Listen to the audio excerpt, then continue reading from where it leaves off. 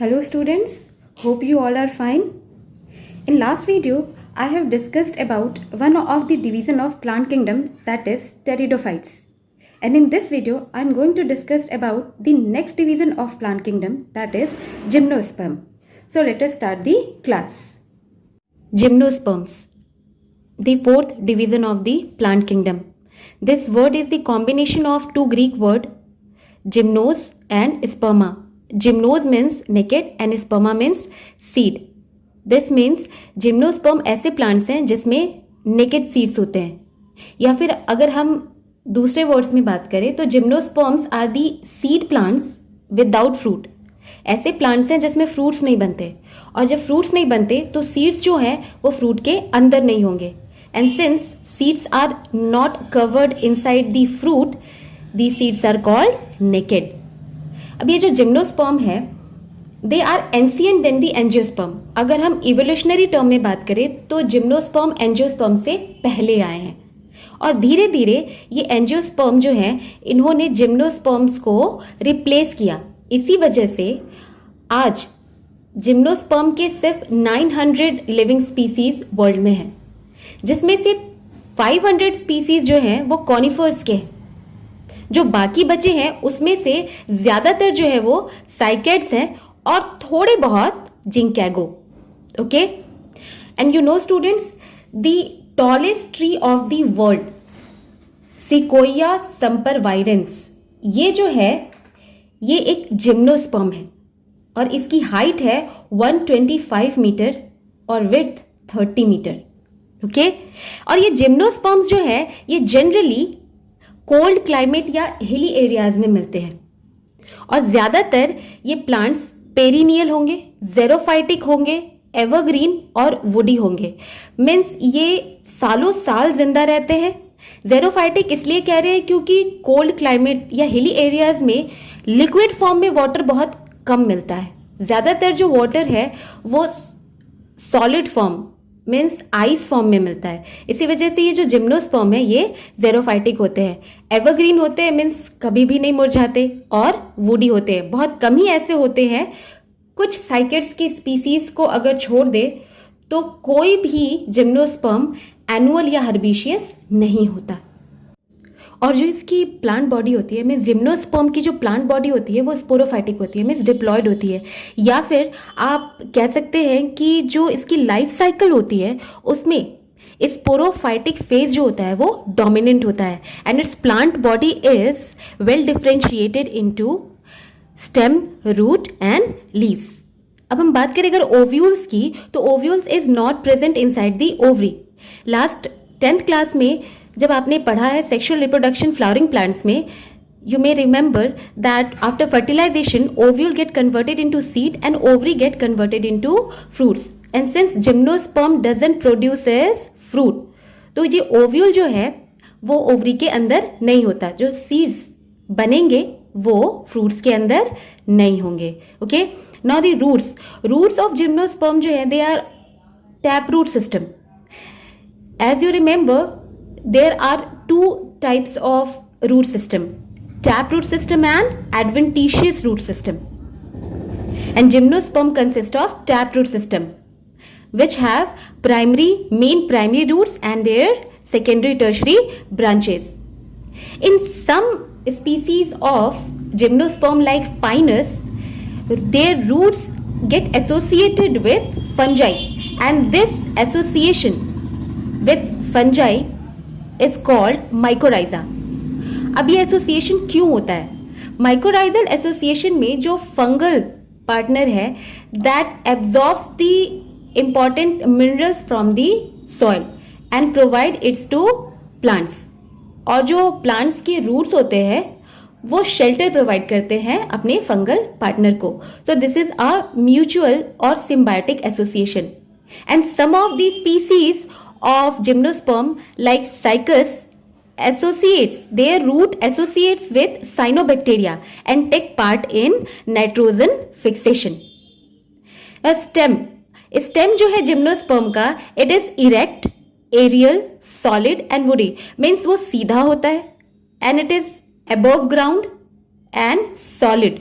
because it contains lots of wood. Another characteristic is vascular tissue. जैसे कि हमने last video में पढ़ा, टेरिडोफाइट्स में वेस्कुलर टिश्यूज या वेस्कुलर बंडल्स का डेवलपमेंट हो चुका, तो जिम्नोस्पर्म्स में भी वेस्कुलर टिश्यूज प्रेजेंट होते हैं. बट जिम्नोस्पर्म और एंजियोस्पर्म के जो वेस्कुलर बंडल्स है या वेस्कुलर टिश्यूज है, उसमें एक बहुत ही इंपॉर्टेंट डिफरेंस होता है. और वो डिफरेंस ये है कि जब हमने पढ़ा एंजियोस्पर्म में लोअर क्लासेस में, तो आपने ये पढ़ा है कि जाइलम जो है 4 एलिमेंट्स या 4 सेल्स का है. मीन्स कौन कौन से cells? Vessels, tracheids, xylem parenchyma and xylem fibre. मगर जो जिम्नोस्पर्म है उसके जाइलम में वेसल्स जो होते हैं वो प्रेजेंट नहीं होते हैं, और ये बहुत बड़ा डिफरेंस है एंजियोस्पर्मिक वेस्कुलर टिश्यूज से. दूसरा जो है वेस्कुलर टिश्यू वो है फ्लोएम. फ्लोएम में एंजियोस्पर्म की फ्लोएम जो है वो 4 सेल्स के बने होते हैं. कौन कौन से सेल्स है? Sieve tubes, companion cells, phloem parenchyma and phloem fibre. Gymnosperm के फ्लोएम टिश्यू में कंपेनियन सेल्स जो होते हैं वो एब्सेंट होते हैं. This is very important, so students इसे याद रखिए. Okay, now we will see reproduction in gymnosperms. Gymnosperms mainly carries out sexual reproduction, and gymnosperms are heterosporous because they used to produce 2 type of spores, one is smaller spore and another larger spore. Smaller spore is called microspore and larger spore is called megaspore. और ये जो microspore है, it acts as male gamete, that is anthrazoids or sperm, and megaspore acts as female gamete, that is egg. ये male spore जो है वो male cone के अंदर होता है, और ये जो फीमेल मेगा स्पोर है it is present in the female cone. अब देखें कि ये मेल कोन या फीमेल कोन है क्या. एग्जैक्टली मेल कोन और मेल स्ट्रोबेलाई, जिसे हम माइक्रोस्पोरेंजिएट भी कहते हैं. पिछले वीडियो में हमने पढ़ा कि स्ट्रोबेलाई एग्जैक्टली क्या है. अगर आप रिकॉल करें तो strobili is the collection of sporophylls, right. तो इस मेल कोन में ये देखिए, ये जो मेल कोन है इसमें ये लीफ लाइक अपेंडेजेस जो है, मीन्स ये जो लीफ लाइक आउटग्रोथ्स हैं, ये क्या है? Microsporophylls, right. ये क्या है? ये सारे क्या है? माइक्रोस्पोरोफिल्स. और ये माइक्रोस्पोरोफिल जो है ये एंजियोस्पर्म के स्टेमेन के इक्विवेलेंट है. मीन्स जो फंक्शन स्टेमेन एंजियोस्पर्म में कर रहा होता है, एग्जैक्टली वही फंक्शन जिम्नोस्पर्म में माइक्रोस्पोरोफिल्स कर रहे होते हैं. अब सारे माइक्रोस्पोरोफिल्स के अंदर ये जो स्ट्रक्चर आप देख रहे हैं ये है माइक्रोस्पोरेंजिया. ये क्या है? ये सारे क्या है? Microsporangia. Means each microsporophylls contains 1 microsporangia, right. अब ये जो माइक्रोस्पोरेंजिया है it acts as pollen sac of angiosperm. Means pollen sac में, एंजियोस्पर्म में पॉलन सैक में क्या था? Pollen grains. वहीं पर मेल गैमेट्स थे. तो जैसे एंजियोस्पर्म में पॉलन सैक का जो फंक्शन है वैसे ही माइक्रोस्पोरेंजिया का जिम्नोस्पर्म में है.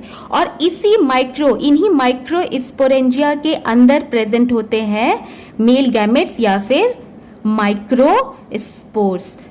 ओके, और ये पूरा जो है ये माइक्रोस्पोरोफिल्स का जो कलेक्शन है वो कहला रहा है मेल कोन और मेल स्ट्रोबेलाई. अगर इसका एक सेक्शन कट करके इसे अलग से पढ़े तो देखिए ये क्या है? ये माइक्रोस्पोरोफिल है, और ये क्या है? ये है पॉलन सैक जिसमें प्रेजेंट है माइक्रोस्पोर्स या फिर मेल गैमेट. अब देखिए फीमेल कोन.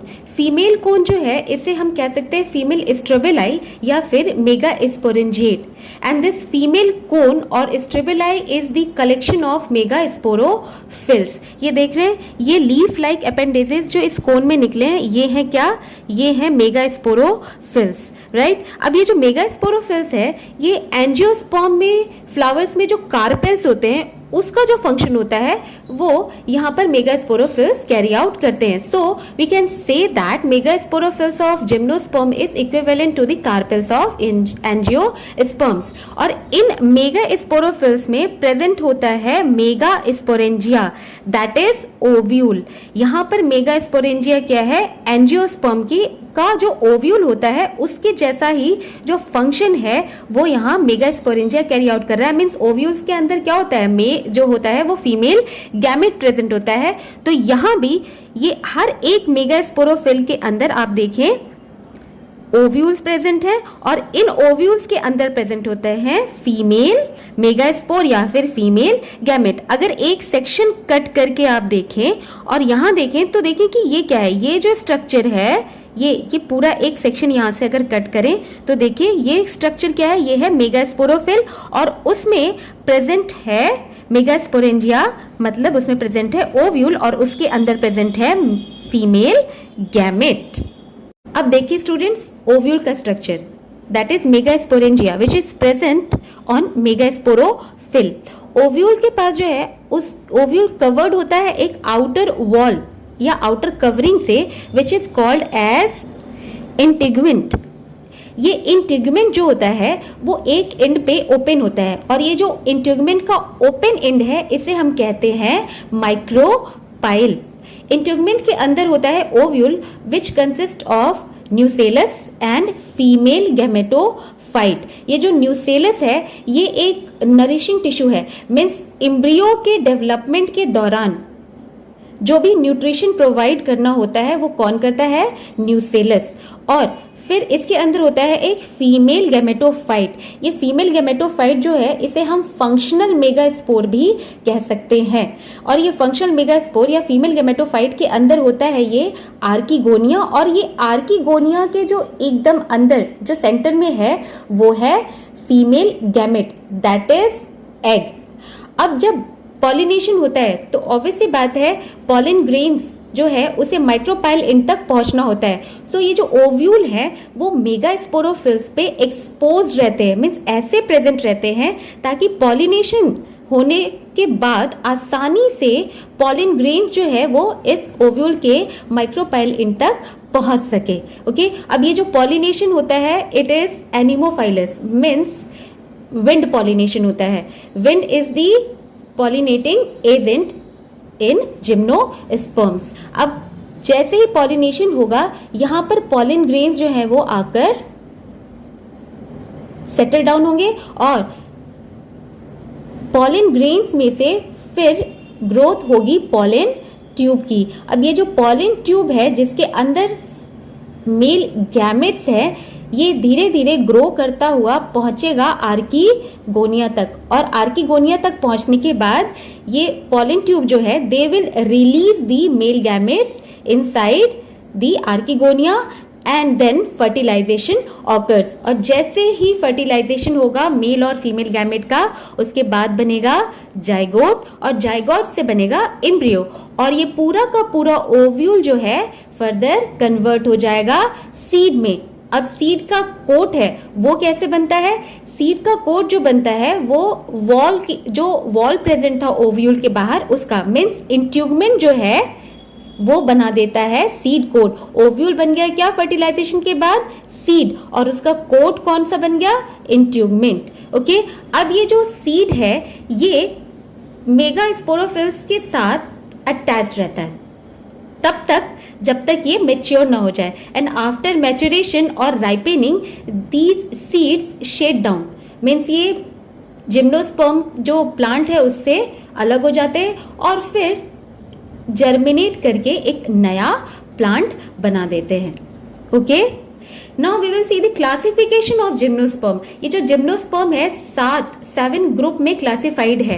पहला ग्रुप है progymnospermophyta, second is pteridospermophyta, third is cycadophyta, fourth is cycadeoidophyta, fifth is ginkgophyta, sixth is coniferophyta and last gnetophyta. जिसमें से प्रोजिम्नोस्पर्मोफाइटा, टेरिडोस्पर्मोफाइटा और साइकिडेडोफाइटा जो हैं इन 3 ग्रुप्स के जो प्लांट्स हैं अब एग्जिस्ट नहीं करते, मीन्स सारे के सारे एक्सटिंक्ट हो गए हैं।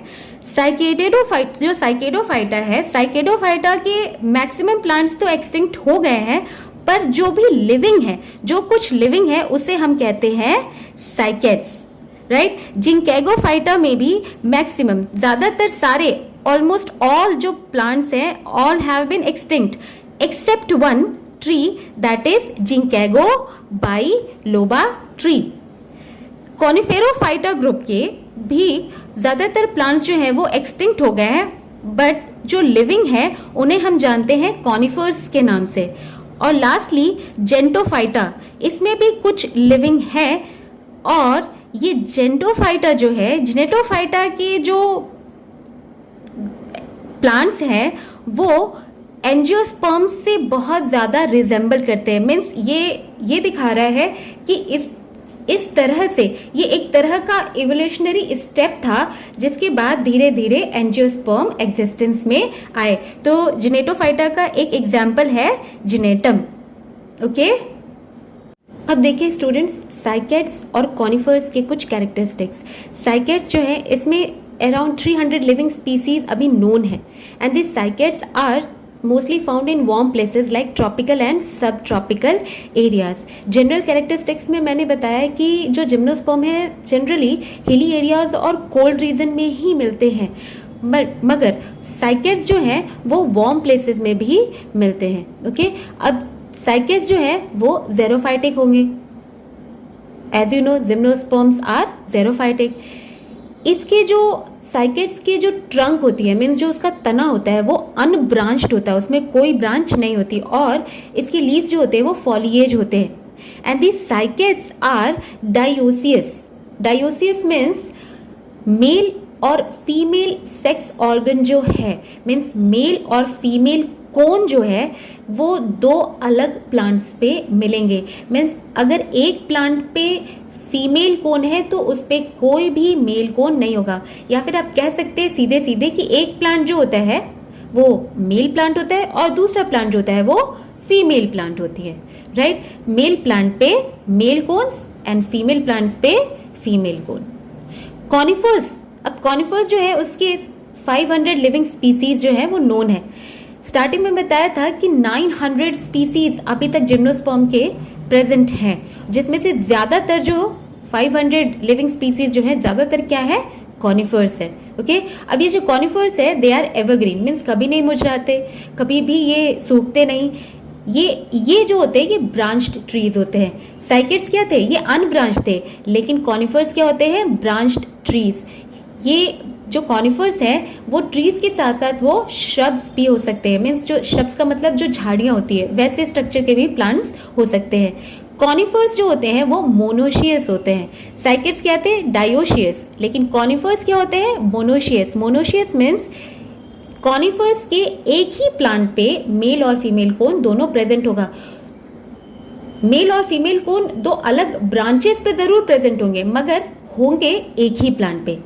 कॉनिफर्स में कुछ ज़ेरोफाइटिक कंडीशंस होती हैं, जैसे कि निडल लाइक लीव्स या फिर लेदरी लीव्स, या इसके जो लीव्स होती है उस पर थिक क्यूटिकल होती है, जिसकी वजह से जो स्टोमेटा है इट इज शंकन, या मीन्स की छोटे सिकुड़े हुए होते हैं और उस थिक क्यूटिकल लेयर के अंदर कवर्ड होते हैं, जिसकी वजह से ट्रांसपिरेशन से जो भी वाटर लॉस होता है वो प्रिवेंट हो जाता है, मीन्स ज़्यादा वाटर लॉस नहीं होता। अब देखिए क्या इकोनॉमिक इंपॉर्टेंस है जिम्नोस्पर्म्स का। सबसे पहला इकोनॉमिक इंपॉर्टेंस तो है ornamental use. Many gymnosperms are usually just it is cultivated in the garden as an ornamental plants, means सजावट के लिए इन प्लांट्स को गार्डन में लगाते हैं, जैसे कि साइकस रिवोलेटा, क्रिप्टोमेरिया, या फिर थूजा के स्पीसीज। ये थूजा की स्पीसीज, ये प्लांट्स जो है ना हमारे स्कूल में भी अगर आपने ध्यान दिया हो तो। दूसरा इकोनॉमिक इंपॉर्टेंस है source of would. Gymnosperm trees जो होती हैं, पर्टिकुलरली जो कॉनिफर्स होती हैं, it's would is of great importance, क्योंकि लाइट कलर्ड और लाइट वेटेड सॉफ्ट वुड होता है कॉनिफर्स का, जिसकी वजह से इनका जो इस्तेमाल है ये जो है इन्हें हम यूज़ करते हैं फर्नीचर्स, पेंसिल्स या मैच बॉक्स बनाने में। ओके, तीसरा जो इसका इकोनॉमिक इम्पोर्टेंस है, it can be used as edible product, means इसे खाया भी जा सकता है। जो जिम्नोस्पर्म्स है उसकी जो स्टेम और सीड्स होती हैं उसमें काफ़ी ज़्यादा स्टार्च होता है, So seeds of many cycads and conifers are used as edible food या edible product, ताकि उससे स्टार्च या कार्बोहाइड्रेट का अच्छा सोर्स हमें या अच्छा न्यूट्रिशन मिल सके. And the last economic importance जो है जिम्नोस्पर्म का, it is medicinal use. Some species of gymnosperm releases chemicals like alkaloids, and these chemicals, these alkaloids are used to prepare some medicines. और ये medicines जो है it is used to treat the cough, asthma and bronchitis like diseases. इसके अलावा एक बहुत ही important medicine बनता है Taxol, and Taxol is an anti cancer drug जो कि कैंसर ठीक करने में हेल्प कर रहा होता है. Okay students, this is all about gymnosperm. In next video I will discuss about angiosperm. Till then stay home, stay safe, take care and continue your studies, and don't forget to maintain social distancing. Have a nice day.